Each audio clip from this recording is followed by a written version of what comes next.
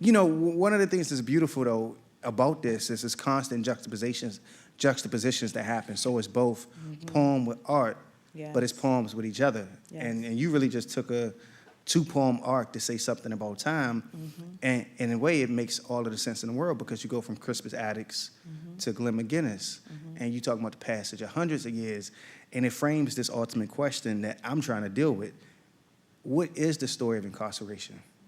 It's the story of incarceration and through line from, you know, colonial oppression to the death penalty. Is that what the through line is, or is it more complicated than that? And if we say that that's the through line, do we leave something out? Are we missing something? And Redaction tries to answer that question, but it tries to answer it with words and art. So I'm gonna read both of these just because I want to read this and just drop where I got this line from. If you know where this line comes from, but you got to know the illusion.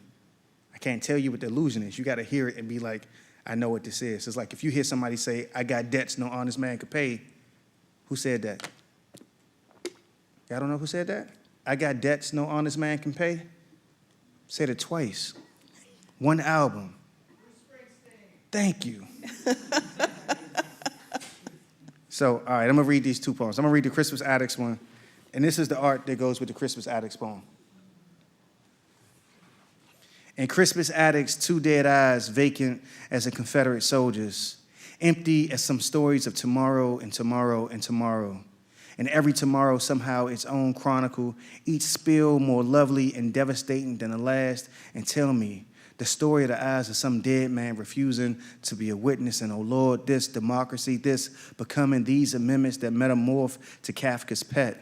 Some euphemism for longing, for firearms, for death, for loss, for this suffering. 3/5, the whole person, 3/5, and Indians may be excluded from this union, respective of numbers, a portion, all 3/5, Indians, 3/5, not free persons, Indians, not free, bound to service, and Crispus, whose body bled for this democracy, becomes a jeopardy question. And oh Lord, this democracy, this wool-gathering confession, not Indian, but Mohegan, Mojave, Manhattan is a Lenape word, not 3/5, an abundance in history, and Crispus caught a bullet with his patriotism, his dead body counted first, as if being counted is a prerequisite to freedom for this America in its graveyards of naming.